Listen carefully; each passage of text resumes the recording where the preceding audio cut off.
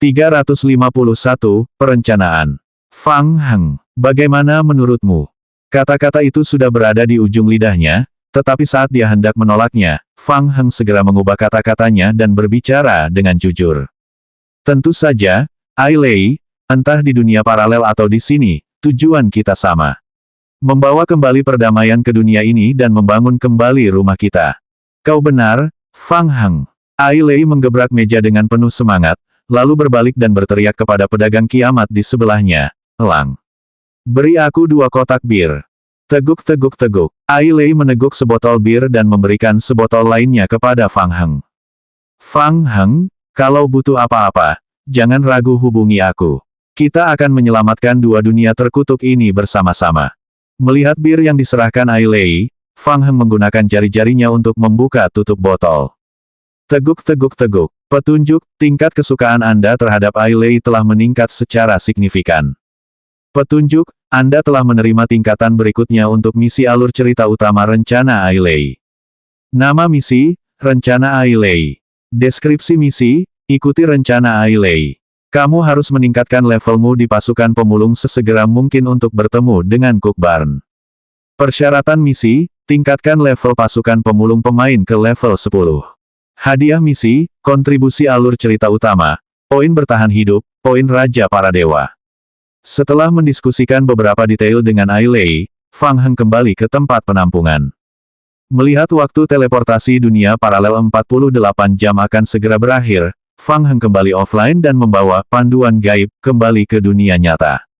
Kemudian, ia mengosongkan ranselnya. Akhirnya, dia menaruh ramuan suci yang susah payah diperolehnya ke dalam slot ransel warp. Untungnya, item di slot ransel warp dapat ditumpuk. Fang Heng menghela napas lega, mengambil 2 botol ramuan suci dan menunggu kepulangannya ke rumah. Batas waktu 48 jam berakhir dan Fang Heng ditarik paksa kembali ke distrik 8 dalam sekejap. Petunjuk, Anda telah ditarik oleh kekuatan spasial khusus. Anda telah kembali ke distrik 8. Di seluruh aula ruang bawah tanah, puluhan personel penelitian sedang menunggu kembalinya Fang Heng. Ini adalah pertama kalinya dalam sejarah teleportasi dunia paralel dilakukan. Sepertinya kondisimu baik-baik saja. Victor melambaikan tangan ke arah Fang Heng. Bagaimana rasanya berada di dunia paralel? Fang Heng. Peneliti itu memandang Fang Heng, menunggunya memberikan pidato. Lumayan. Teleportasinya berhasil. Aku pergi ke alam semesta paralel itu. Begitu dia selesai berbicara, seluruh ruang bawah tanah bersorak-sorai. Petunjuk, perjalanan waktu paralel pertama telah selesai. Moral para penyintas di tempat perlindungan Anda telah meningkat pesat. Kecepatan penelitian telah ditingkatkan 72 jam dan loyalitas semua penyintas di tempat perlindungan telah sedikit meningkat. David dari Dark Knights juga sangat prihatin dengan perjalanan Fang Heng. Ia dan beberapa peneliti Dark Knights telah tinggal di sana selama 2 hari terakhir, menunggu kepulangan Fang Heng. Fang Heng, selamat. David bertanya, bagaimana dengan meteorit generasi pertama? Apakah kamu mendapatkan meteorit generasi pertama dari dunia paralel? Meteorit generasi pertama agak merepotkan. Fang Heng menggosok lehernya dan menjelaskan, meteorit generasi pertama dari dunia paralel juga hancur. Mulut Mo Jiawei ternganga. Tidak mungkin. Distrik 7 juga ditipu. Itu tidak benar. Mereka sudah meneliti meteorit generasi pertama. Misi alur cerita utama juga berlanjut. Fang Heng secara kasar memilah hal-hal yang terjadi di distrik 7 dan secara kasar menceritakannya kepada mereka. Semua orang, termasuk David dari Dark Knights, memasang ekspresi serius di wajah mereka saat mendengar ini. Mo Jiawei juga tidak pulih dari akal sehatnya untuk waktu yang lama. Dia berpikir dalam hati, orang baik, kamu pernah pergi ke distrik 7 sekali dan bahkan memenangkan misi cerita utama distrik 7. Distrik 8 kita belum beres. Apa ini termasuk terjebak di 2 perahu? Bukankah langkahmu agak terlalu besar? Oh iya, ini ramuan suci yang berhasil kuperoleh dari dunia paralel. Kita bisa mempelajarinya. Aku penasaran, apa ramuan ini bisa menggantikan meteorit generasi pertama untuk dianalisis. Qiu Yaokang sangat tertarik dengan ramuan ajaib Fang Heng. Dia berjalan ke sisi Fang Heng, mengambil ramuan itu dan mengamatinya di tangannya. Saya akan segera melakukan analisis sampel. Hati-hati dengan cacing ungu di dalam. Oke, David juga sangat penasaran dengan meteorit generasi pertama. Ia mengangguk dan berkata, Tuan Qiu, kalau Anda tidak keberatan, bisakah kami meminta bantuan tim kami untuk mempercepat analisis dan penelitian? Percobaan ini harus dipimpin oleh saya. David tersenyum lembut dan berkata, tentu saja. Saya akan mendengarkan arahan Tuan Qiu. Baiklah, ikuti aku. Dengan temuan baru lainnya, Qiu Yaokang sangat gembira. Ia segera kembali ke laboratorium dengan ramuan dan sekelompok peneliti. Ketika sebagian besar peneliti dan kelompok Dark Knight diteleportasi ke aula lagi, Mo Jiawei berjalan mendekat. Dia berbisik ke telinga Fang Heng, apakah misinya telah dipicu? Tidak, Fang Heng menggelengkan kepalanya dan sedikit kecewa. Dilihat dari ekspresi David, kurasa kita tidak akan bisa mendapatkan meteorit generasi pertama, dan kita juga tidak akan bisa memulai misi berikutnya. Apa yang akan kita lakukan selanjutnya? Jangan bilang kau ingin mengubah targetmu dan pergi ke distrik 7. Tidak, kita kesampingkan dulu distrik 7. Kita masih harus memikirkan cara untuk menemukan meteorit generasi pertama. Fang Heng merasa bahwa distrik 8 adalah fondasinya, jadi dia harus menguasainya terlebih dahulu sebelum mempertimbangkan sisanya. Mo Jiawei setuju, aku juga berpikir begitu. Jadi, ayo kita coba peruntungan di server lain. Ya, ngomong-ngomong, aku baru saja memikirkan ide bagus. Mata Mo Jiawei berbinar. Ada ide, ya, saya baru saja menemukan hal yang baik. Saat Fang Heng berbicara, dia mengeluarkan dadu 12 sisi dari sakunya dan meletakkannya di telapak tangannya. Mo Jiawei tampak bingung. Apa? Fang Heng menepuk bahu Mo Jiawei. Ayo, lempar saringan. Tidak mungkin, Fang Heng. Anggap saja ini permainan. Lagi pula tidak ada petunjuk lain.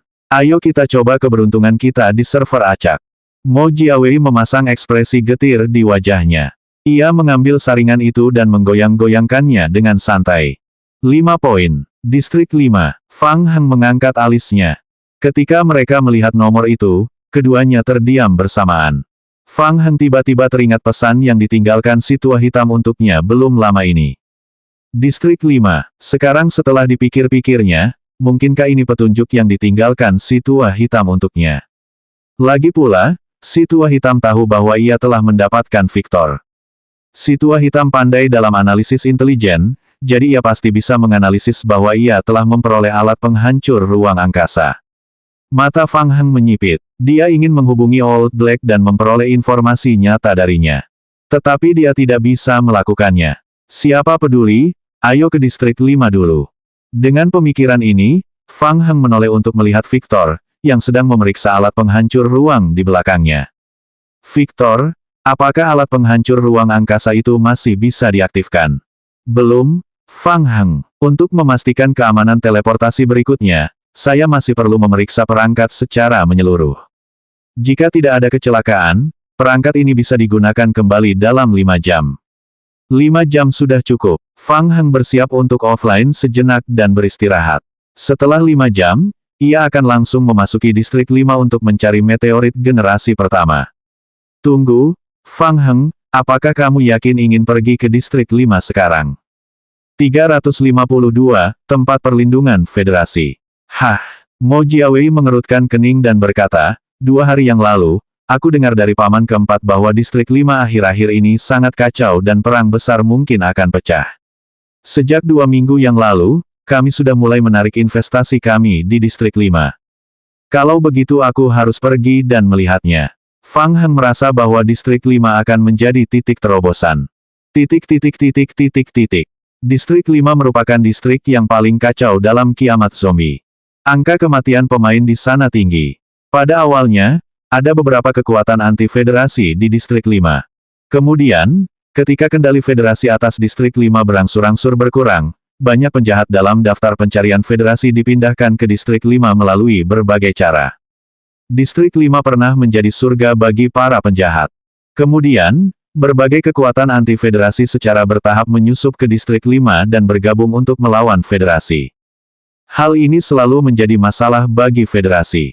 Federasi juga telah menghabiskan banyak upaya untuk melakukan beberapa pembersihan terhadap distrik 5. Setiap kali, federasi membayar harga yang besar, tetapi hasil akhirnya tidak ideal. Seiring berjalannya waktu, kekuatan organisasi anti-federal dari semua ukuran berakar kuat di Distrik 5. Saat senja menjelang, celah spasial muncul di kawasan hutan Distrik 5. Melalui celah spasial, Fang Heng muncul di hutan belantara. Dia cepat-cepat mengamati sekelilingnya. Ini adalah pertama kalinya dia berada di Distrik 5 dan dia tidak mengenal tempat itu. Hari akan segera gelap. Aku harus mencari tempat berteduh untuk beristirahat. Fang Heng bergumam pada dirinya sendiri. Setelah matahari terbenam, perkemahan pedagang kiamat tidak mau dibuka. Fang Heng menyalakan radio bertahan hidup pribadinya. Tak lama kemudian, ia menemukan tempat perlindungan berskala besar yang dibangun federasi di dekatnya. Dia beruntung. Di Distrik 5 yang kacau, ada cukup banyak tempat perlindungan federasi. Bagi pemain biasa, mereka bisa mendapatkan akomodasi semalam gratis dan sedikit makanan di sana. Akan tetapi, agar dapat bertahan lama dan memasuki tempat perlindungan federasi yang lebih aman, pemain harus melalui serangkaian otentikasi nama asli secara offline. Fang Heng berencana pergi ke federasi untuk beristirahat seharian malam ini dan meminta beberapa informasi terkait Distrik 5. Mengikuti koordinat permainan, Fang Heng mengikuti jalan kecil dan segera tiba di tempat perlindungan federasi di kaki gunung. Di bawah bimbingan dua tentara federasi, Fang Heng menjalani pendaftaran sederhana di meja depan. Ia menerima kartu nomor identitas dan dipandu oleh seorang tentara federasi ke gedung afiliasi di luar tempat penampungan. Tempat perlindungan federasi berskala besar ini memiliki sejarah beberapa dekade dan telah mengalami sedikitnya 20 transformasi. Dibangun di kaki gunung. Di tengah gunung, ada ranjau skala besar yang dikendalikan oleh federasi. Selain tempat penampungan, federasi juga membangun beberapa bangunan tambahan di pinggiran tempat penampungan. Dua di antaranya adalah area pengungsian sementara dan gudang untuk para pemain yang mencari perlindungan. Demi menjaga keamanan tempat penampungan, pemain seperti Fang Heng yang hanya memiliki informasi dasar terdaftar hanya bisa tinggal sementara di area pengungsian sementara di luar tempat penampungan. Fang Heng memandang tempat perlindungan federasi di kejauhan dan mengangguk dalam hatinya. Pertahanan menyeluruh tempat perlindungan federasi jauh lebih kuat daripada pertahanan Distrik 8 dan Distrik 7. Ada ratusan menara otomatis yang terlihat dengan mata telanjang. Fang Heng merasa bahwa bahkan dengan tim zombie miliknya sendiri, akan sulit untuk menerobos tempat perlindungan dalam waktu singkat. Namun, akan berbeda jika hal ini berlangsung dalam waktu lama. Klon zombinya sendiri dapat bangkit kembali tanpa batas waktu, jadi kemungkinan besar dia dapat menyiksa tempat penampungan itu sampai mati. Tak lama kemudian, prajurit federasi membawa Fang Heng ke sebuah gubuk kecil berisi banyak orang. Baiklah, kamu bisa tinggal di sini malam ini. Prajurit federasi melemparkan sekaleng makanan ke Fang Heng. Ini makanan yang kamu terima hari ini. Kamu hanya bisa mendapatkan makanan gratis sekali sehari. Makanlah secukupnya. Kamu tidak akan mati kelaparan. Juga, bagian dalam shelter sedang tidak dibuka untuk kalian saat ini. Jangan mendekatinya. Terdapat pot tidur di tempat penampungan. Setelah memasuki pot tidur, Anda dijamin akan masuk sebulan sekali dan tidak akan merasa kenyang. Biaya pot tidur saat ini adalah 50 koin federasi per bulan. Jika diperlukan, Anda perlu melalui proses verifikasi identitas secara offline terlebih dahulu. Apakah aku menjelaskannya dengan jelas? Fang Heng mengangguk, menunjukkan bahwa dia mengerti. Pot tidur federasi adalah metode permainan yang dipilih oleh sebagian besar pemain biasa. Setelah memasuki tempat tidur, pemain hanya perlu masuk sebulan sekali dan tidak akan terpengaruh oleh rasa kenyang. Prasyaratnya adalah pemain harus memenuhi waktu masuk yang ditentukan dalam permainan dan memiliki cukup koin federasi untuk menyewa tempat tidur. Ada pertanyaan lainnya. Tunggu sebentar, apakah ada kamp pedagang kiamat di dekat sini? Apa yang akan kamu lakukan di sana? Prajurit federasi menatap Fang Heng dengan heran. Tanpa menunggu jawabannya, ia menggelengkan kepala dan berkata, lupakan saja, itu tidak penting. Jalan saja di jalan nomor 102 di sebelah kanan. Kau akan segera melihatnya.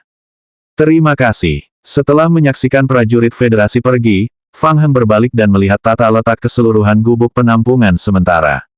Gubuk itu diperuntukkan bagi banyak orang untuk ditinggali. Ada beberapa tempat tidur sederhana di sudut-sudutnya, dan beberapa pemain duduk-duduk dan berbisik-bisik satu sama lain.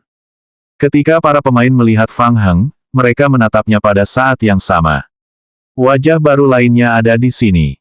Seorang pemuda jangkung dan kurus melambaikan tangan ke arah Fang Heng sebagai salam. Matanya agak mengamati. Baru, sepertinya aku belum pernah melihatmu sebelumnya. Fang Heng merentangkan tangannya dan berjalan menuju lingkaran pemain, lalu duduk bersama mereka. Ia berkata dengan santai, saya tidak punya uang. Saya diusir oleh tempat penampungan lain. Saya datang ke sini untuk mencoba peruntungan di federasi. Cih, jangan coba-coba. Orang-orang federasi tidak akan memberi kita, warga sipil, jalan keluar. Orang-orang munafik yang berbicara tentang kebebasan dan kesetaraan, tetapi mereka bahkan tidak memberi kita perlindungan. Fang Heng pernah berada di daerah pengungsian, federasi saat ia berada di titik terendahnya. Ia mengenal orang-orang ini dengan sangat baik. Kenyataannya, mereka semua miskin atau menganggur. Mereka tidak mampu menghabiskan 50 koin federasi sebulan untuk menyewa pot tidur. Beberapa dari mereka adalah pemegang akun hitam dengan catatan kriminal, atau karena beberapa alasan khusus, mereka tidak lulus ujian sertifikasi nama asli federasi dan tidak dapat memasuki tempat penampungan untuk tinggal. Beberapa di antara mereka mengobrol ke sana kemari, melampiaskan ketidakpuasan mereka terhadap federasi. Fang Heng ikut bergabung dan mengumpat beberapa kali, menjadi akrab dengan kelompok orang ini. Baiklah, pernahkah kamu mendengar tentang meteorit? Setelah mengenalnya lebih dekat, Fang Heng mencoba mengendus topik-topik yang berkaitan dengan meteorit. Meteorit, apa itu? Biji langka, seharusnya kau bicara tentang grup teknologi meteorit. Bukankah mereka semua sudah mati? Tanpa ada yang terkejut, orang-orang ini semua tercengang ketika mereka mendengar tentang meteorit dan memberikan beberapa informasi yang tidak valid. Fang Heng tidak kecewa. Dia sudah menduga hal ini. Fang Heng berencana untuk beristirahat di sini malam ini. Satu malam cukup bagi semua klon zombie untuk bangkit kembali, lalu menciptakan sekumpulan proliferator. Lagi pula, distrik 5 adalah distrik lama yang telah dibuka selama puluhan tahun, dan bahkan ada pemain di atas level 10 di dalamnya. Tingkat bahayanya jauh lebih tinggi daripada di distrik 7 dan distrik 8. Seseorang mungkin akan bertemu seseorang di sepanjang jalan yang dapat mengeluarkan senapan dan menembaknya. Bersama tim zombie, ia akan memiliki lapisan perlindungan ekstra. Keesokan harinya, ia akan pergi ke kamp pedagang kiamat untuk mencari para ksatria kegelapan dan mencari tahu tentang meteorit generasi pertama dari mereka. 353, mencuri biji. Setelah mengutuk federasi dengan para pemain pengungsi selama beberapa saat, Fang Heng memutuskan untuk meninggalkan tempat tidur sederhana di tempat. Dia akan mendapatkan beberapa buku untuk dibaca dalam permainan. Fang Heng online dan offline setiap 20 menit, lalu kembali ke ruang kerja Mo Yun Xiao di halaman belakang. Ia dengan santai membolak-balik buku tentang okultisme dan memasukkannya ke dalam slot ransel warpnya. Ia tak bosan membacanya dan terus-menerus memainkannya. Tuan Fang Heng, Anda. Baru pada ke-10 kalinya Tuan Sun, asisten pengurus rumah tangga di villa itu, akhirnya tidak dapat menahannya lagi. Dia memperhatikan Fang Heng mondar-mandir di ruang kerja Mo Yun Xiao. Tuan Sun agak bingung. Ini terlalu aneh. Nenek moyang keluarga Mo telah menetapkan aturan bahwa buku-buku di ruang belajar dapat dipinjam, tetapi tidak boleh dibawa keluar dari ruang belajar. Tuan Sun juga tidak merasakan keberadaan buku-buku dari Fang Heng. Hahaha, bukan apa-apa. Itu kebiasaanku. Aku lebih suka jalan-jalan kalau hatiku sedang tidak tenang. Fang Heng mengenakan kemeja lengan pendek. Sekilas, Tuan Sun bisa melihat apakah ada buku yang disembunyikan di balik kemejanya. Tuan Sun hanya bisa menggelengkan kepalanya, diam-diam berkata bahwa dia tidak bisa memahami anak muda zaman sekarang. Di zombie apokalipse federasi, markas besar Front Persatuan Distrik 5. Lampunya terang benderang. Suasana di ruang konferensi pertempuran terasa berat. Panglima Front Persatuan, Qian Yuan yang mengenakan seragam militer, duduk di kursi dan memijat pelipisnya. 4 jam yang lalu, perangkat penginderaan celah spasial di Distrik 5 mendeteksi fluktuasi spasial berintensitas tinggi. Qian Yuan segera menyerukan konferensi pertempuran darurat. Pintu didorong terbuka dan seorang prajurit federasi masuk dengan tergesa-gesa. Lapor, Pak, kami telah menyelesaikan lokasi fluktuasi spasial. Kami telah mengonfirmasi bahwa titik fluktuasi berada di dekat shelter No. 2. Kami belum bisa memastikan jenis lorong ruang angkasa itu. Tingkat fluktuasinya sekitar level 8. Tempat penampungan nomor 2. Para perwira tinggi dari 4 tempat perlindungan Federasi di Distrik 5 Zombie Apokalipse Federasi tengah berdiskusi dengan suara pelan. Selama periode ini, sinyal transmisi spasial kabur serupa telah terjadi di Distrik 5. Karena sinyalnya terlalu kabur, mustahil untuk menemukannya. Dikombinasikan dengan informasi yang dikumpulkan melalui berbagai saluran, semua jenis tanda menunjukkan bahwa seseorang secara diam-diam bersiap untuk menyerang Distrik 5.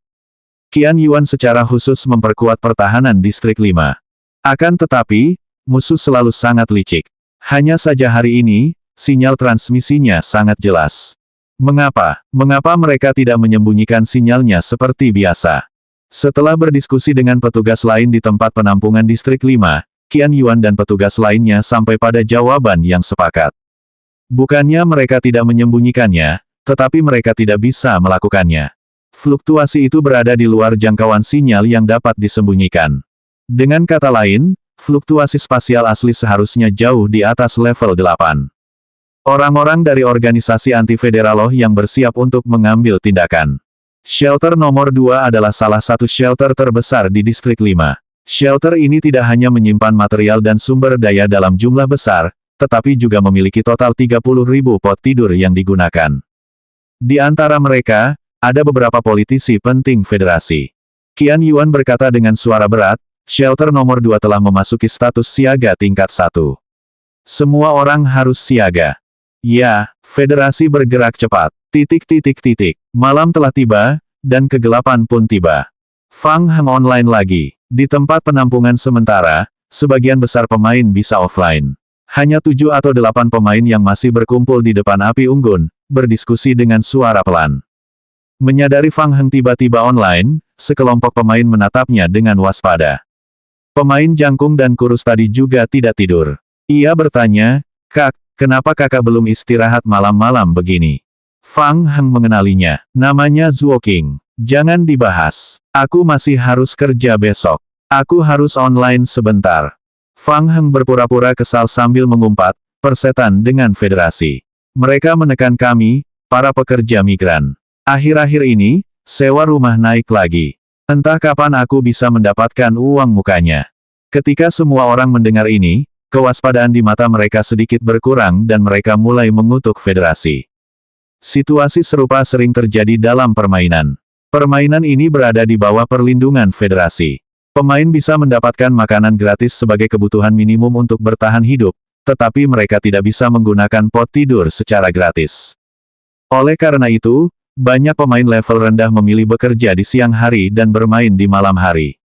Mereka bisa langsung beristirahat di dalam game, sekaligus mengisi waktu luang.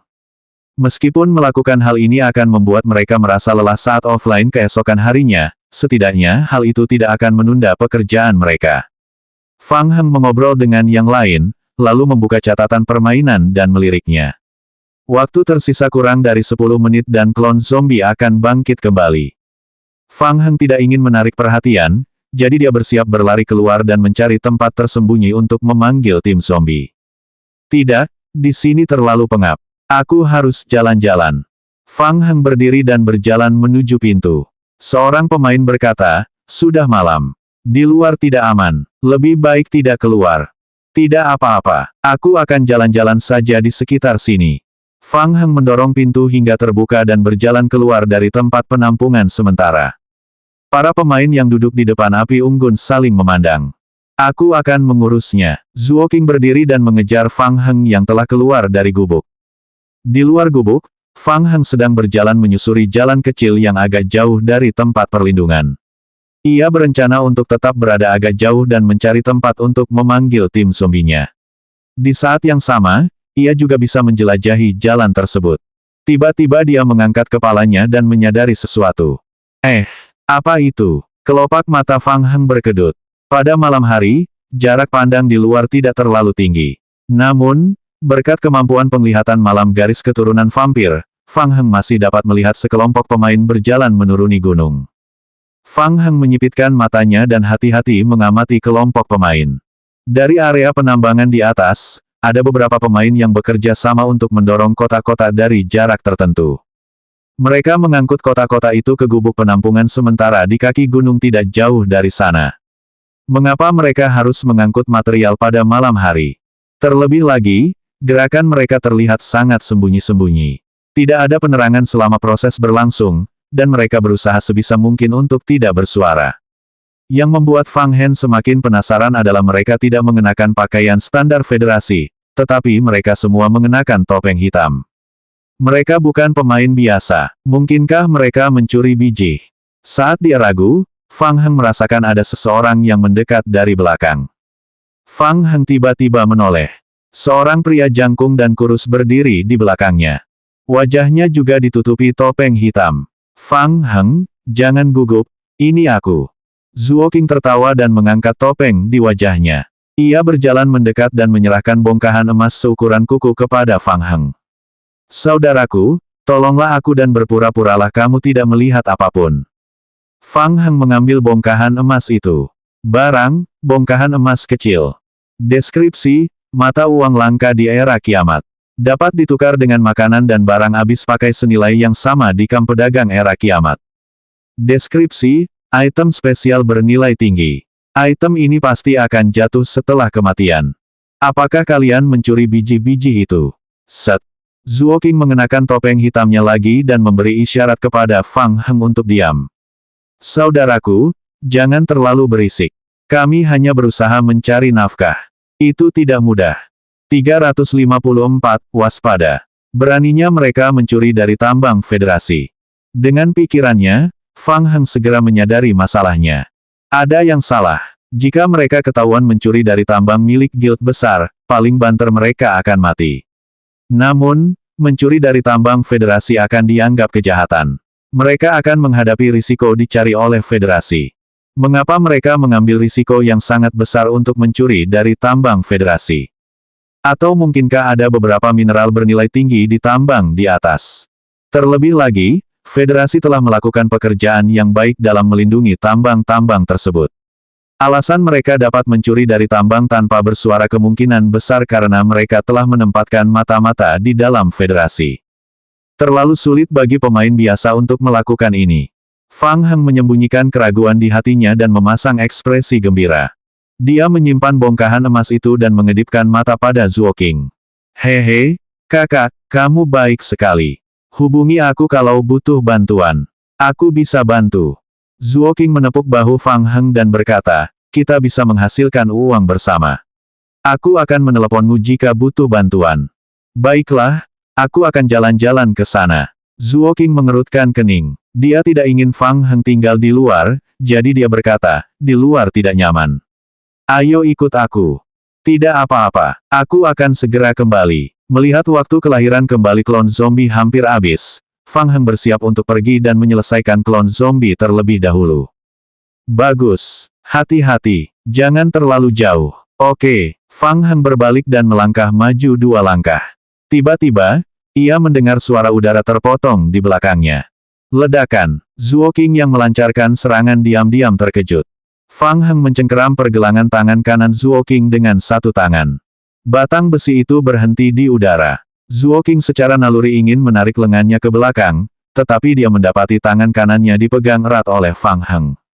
Bagaimana mungkin? Hati Zuo Qing langsung bergejolak. Levelnya sudah level 9. Dia juga telah mempelajari keterampilan latihan kekuatan dan peralatan khusus dengan atribut kekuatan. Poin kekuatannya telah mencapai 10,7 yang mengerikan. Bagaimana mungkin pemain biasa bisa jauh lebih kuat darinya dalam hal kekuatan? Pada saat berikutnya, Zuo Qing menyadari sebuah tinju besar tengah datang ke arahnya. Ledakan. Dada Zuo Qing terkena pukulan Fang Heng. Retak-retak. Zuo Qing mendengar suara tulang rusuknya patah, dan tubuhnya terlempar mundur tak terkendali. Ledakan. Dia terbang sejauh 3 meter dan mendarat telentang di tanah. Naluri bertahan hidupnya membuat Zuo Qing berjuang untuk meluruskan tubuhnya dan menatap Fang Heng. Dia merasa dadanya seperti dihantam batu besar dan itu sangat menyakitkan.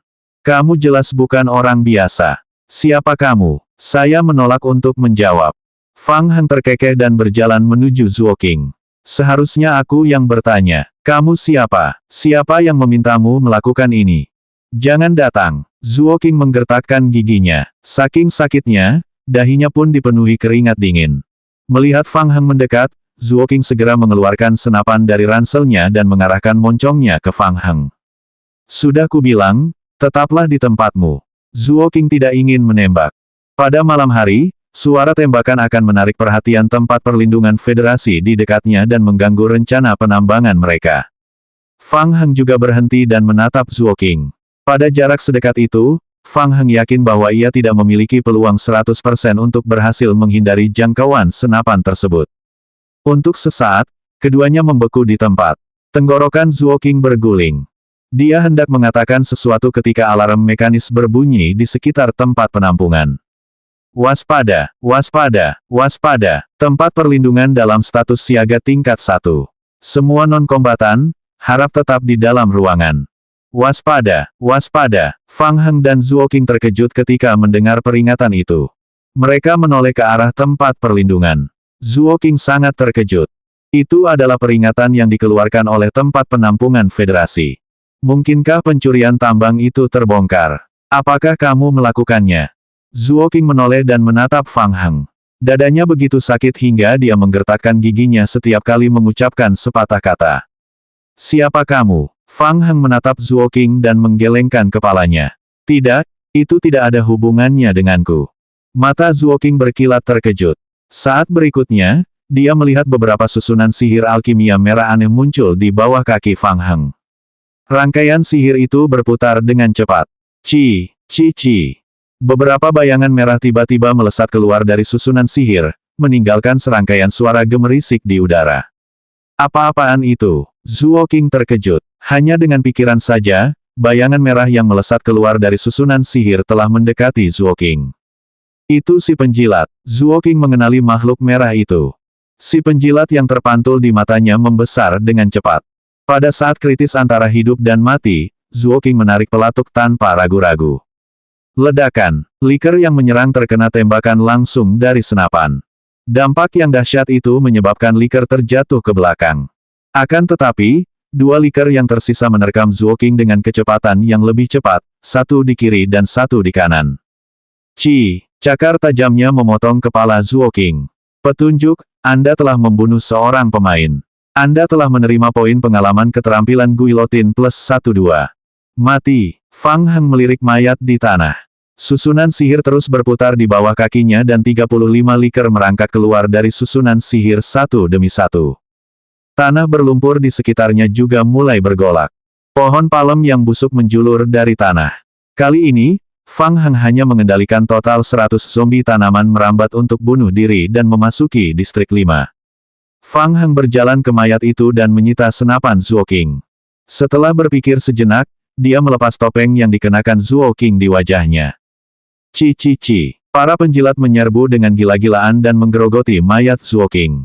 Fang Heng berdiri diam dan melihat ke arah area pertambangan tidak jauh dari sana.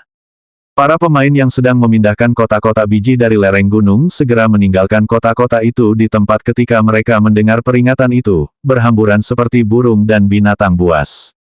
Tim pemain federasi yang diperlengkapi dengan baik keluar dari tempat perlindungan, mengendarai sepeda motor dan truk menuju area pertambangan. Di tempat penampungan sementara yang baru saja ia tinggali, beberapa pemain yang dikenalnya juga berlari keluar dan menyelamatkan diri dalam kegelapan. Fang Heng berpikir sejenak. Dia merasa masalah ini tidak sederhana. Untuk menyembunyikan identitasnya, dia mengenakan topeng Zuo Qing. Pertama, dia ingin melihat apa isi kotak-kotak itu. Fang Heng berjalan menuju gubuk perlindungan sementara di kaki gunung. Ketika tiba di depan gubuk itu, Fang Heng mendapati pintu gubuk itu terkunci dengan rantai. Untuk menghemat waktu, Fang Heng mengarahkan senapan ke pintu kayu di sekitar rantai. Dor, dor, dengan beberapa tembakan, senapan itu membuat lubang di pintu kayu. Fang Heng mengangkat tinjunya dan menghancurkan pintu hingga berkeping-keping. Dia mendorong pintu hingga terbuka dan masuk. Ada lebih dari 10 kotak di ruangan itu. Fang Heng berjalan ke salah satu kotak. Dia membuka kotak itu dan cahaya biru redup bersinar keluar. Mata Fang Heng menyipit. Kristal. Kristal itu memancarkan cahaya biru redup. Biji mentah kristal biru. Jantung Fang Heng berdebar kencang. Ia mengambil sebuah kristal dan mengamatinya. Barang, biji mentah kristal biru. Tingkat, normal. Deskripsi, biji khusus yang mengandung energi kuat. Tampaknya membutuhkan peleburan khusus untuk mengaktifkan energi ini. Apakah itu benar-benar biji kristal biru mentah? Fang Heng berseru kaget. Kotak itu sebenarnya penuh dengan biji mentah kristal biru. 355, Porter. Di distrik 8, produksi biji mentah kristal biru sangat rendah. Ada sejumlah besar biji kristal biru mentah di tempat ini. Zuo Qing dan yang lainnya mencoba mencuri biji kristal biru mentah milik Federasi. Saat Fang Heng tengah kebingungan, sebuah petunjuk permainan melintas di pandangannya. Petunjuk, karena keterampilan okultisme dasar Anda level 2, Anda dapat melakukan analisis okultisme awal pada biji mentah kristal biru. Petunjuk, kamu bisa menghabiskan 100 poin bertahan hidup untuk menganalisis biji mentah kristal biru normal. Mau menganalisisnya? Persetan, lagi, sialan, dia sudah ditipu ramuan suci terakhir kali, dan sekarang mereka ingin menipunya lagi. Fang Heng memutuskan untuk mengabaikannya terlebih dahulu dan melambaikan tangannya. Biji itu dimasukkan ke dalam ranselnya. Sekitar sepertiga biji kristal biru dalam kotak itu tersapu dalam sekejap. Berdasarkan pengaturan permainan, meskipun jenis biji yang sama hanya menempati satu slot ransel, jika beban biji di ransel pemain melebihi batas tertentu, pemain akan menerima penalti beban tambahan lebih dari 10 kali lipat. Semakin banyak yang Anda muat, semakin besar efek penalti negatifnya. Fang Heng memiliki keterampilan membawa ransel super dan kemampuan menahan beban tambahan karena kekuatan fisik dasarnya yang tinggi. Ranselnya jauh lebih besar daripada ransel pemain biasa, jadi dia bisa menampung sekitar sepertiga biji kristal biru mentah sekaligus. Jika pemain biasa, mereka hanya mampu membawa kurang dari 1/10 kotak biji kristal biru mentah. Mata Fang Heng berkilat keserakahan. Biji mentah kristal biru. Bagus sekali. Mereka dapat langsung dibuat menjadi kristal energi biru. Itu adalah sumber energi yang diperlukan untuk mengaktifkan perangkat penghancur ruang angkasa. Selain itu, ini juga merupakan bagian tak terpisahkan dari proyek penggemukan. Cacing yang mengkristal memperoleh peningkatannya dengan melahap biji mentah kristal biru. Fang Heng tidak akan pernah mengeluh meski memiliki terlalu banyak barang-barang ini. Dia harus memikirkan cara untuk membawa mereka semua pergi. Fang Heng merenung sejenak, lalu lewat jendela, dia melirik area pertambangan yang kacau di luar. Tim tentara Federasi telah tiba di area pertambangan di tengah gunung. Tampaknya mereka akan dapat membersihkan area pertambangan itu segera. Masih butuh waktu bagi mereka untuk mencari di tempat ini. Bagaimana dia harus menyembunyikan semua biji kristal biru ini? Kecepatan gerak para zombie terlalu lambat. Waktunya sudah habis. Siapa peduli? Dia akan mengambil sebanyak yang dia bisa. Fang Heng segera memindahkan biji kristal biru di ranselnya ke slot ransel warp, meninggalkan lebih dari selusin liker bersembunyi di tempat perlindungan sementara. Meninggalkan tempat tidur sederhana di tempat, Fang Heng langsung offline. Luring. Membuka kabin permainan, Fang Heng muncul di kamar tamu villa. Dia tidak punya waktu untuk mencari tempat menyimpan biji kristal biru mentah. Dia bisa menghadapi bahaya kapan saja dalam permainan. Fang Heng langsung mengeluarkan biji-biji itu dari ranselnya dan melemparkannya ke ruang tamu. Membersihkan ranselnya, Fang Heng membuka kabin permainan dan memasuki permainan lagi. Seluruh prosesnya lancar dan lancar. Hanya butuh waktu kurang dari 5 menit. Dengan lambaian tangannya, Fang Heng menaruh sepertiga biji kristal biru mentah ke dalam slot ransel normalnya. Fang Heng diam-diam memikirkan langkah selanjutnya. Interval waktu untuk menggunakan slot ransel Lungsin adalah 20 menit. Efisiensi transportasi agak lambat. Akan sangat bagus jika dia dapat memperluas beberapa slot lagi. Atau haruskah mereka membiarkan tim zombie menggali lubang dan mengubur mereka? Tidak, mereka tidak punya cukup waktu. Jika mereka menggali lubang di tempat, jejaknya akan terlalu jelas, dan Federasi akan langsung mengetahuinya. Saat Fang Heng tengah berpikir, tiba-tiba terdengar suara langkah kaki dan percakapan dari luar pintu. Cepat, ada di depan. Bawa kotaknya. Langkah kaki itu segera mendekat. Seseorang datang. Fang Heng mengangkat alisnya dan mengendalikan para liker agar naik ke langit-langit, siap menyerang. Kenapa pintunya rusak? Hati-hati, ada seseorang yang masuk. Pintu kayu itu didorong terbuka dengan keras, dan beberapa moncong hitam diarahkan ke Fang Heng. Itu salah satu dari kita. Pemimpin botak itu memperhatikan topeng di wajah Fang Heng dan melambaikan tangannya untuk memberi isyarat agar semua orang meletakkan senjata mereka. Dia menatap Fang Heng dan bertanya, "Kenapa kamu sendirian? Di mana Zuo Qing? Di mana yang lain?" Fang Heng terkejut sesaat lalu langsung mengerti. Pria botak itu salah mengira dia sebagai orang lain. Itu topeng di wajahnya. Topeng yang dilepasnya dari tubuh Zuo Qing membuat pria botak itu keliru mengira bahwa dia bersama Zuo Qing. Fang Heng mengendalikan para liker untuk terus bersembunyi di balik bayangan langit-langit. Ia melihat keluar jendela dan berkata, "Mereka mendengar peringatan federasi dan melarikan diri.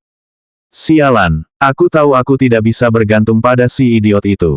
Pria botak itu meludah ke tanah. Ia melambaikan tangannya, memberi isyarat kepada orang-orang di belakangnya untuk membantu memindahkan kota-kota itu. "Pindahkan bijinya dulu. Cepat, kamu kemari dan bantu juga." Fang Heng mengangguk, merasa bingung. Federasi sudah datang untuk mencari mereka, mengapa si botak dan yang lainnya tidak lari? Malah, mereka meluangkan waktu untuk memindahkan kota-kota ini. Mungkinkah mereka punya cara untuk memindahkan kota-kota itu? Hati Fang Heng tergerak, dan dia perlahan berjalan untuk membantu semua orang memindahkan kota-kota berisi biji mentah kristal biru ke gubuk penampungan sementara. Baldi berjalan ke sudut ruangan dan meraba-raba dalam lemari sejenak. Ada suara pelan. Mekanisme di ruangan itu dipicu dan papan kayu di lantai di sudut ruangan terangkat. Itu terowongan. Fang Heng tiba-tiba mengerti. Jadi begitulah kejadiannya. Sepertinya kelompok Zuo Qing telah menggunakan terowongan ini untuk mengangkut biji mentah kristal biru curian keluar dari tempat perlindungan. Cepat, jangan hanya berdiri di sana. Pindahkan semua biji ke lorong bawah tanah dulu. Fang Heng menjilat bibirnya dan berpikir ini menarik. Sudah ada hampir 20 kotak besar di tempat penampungan.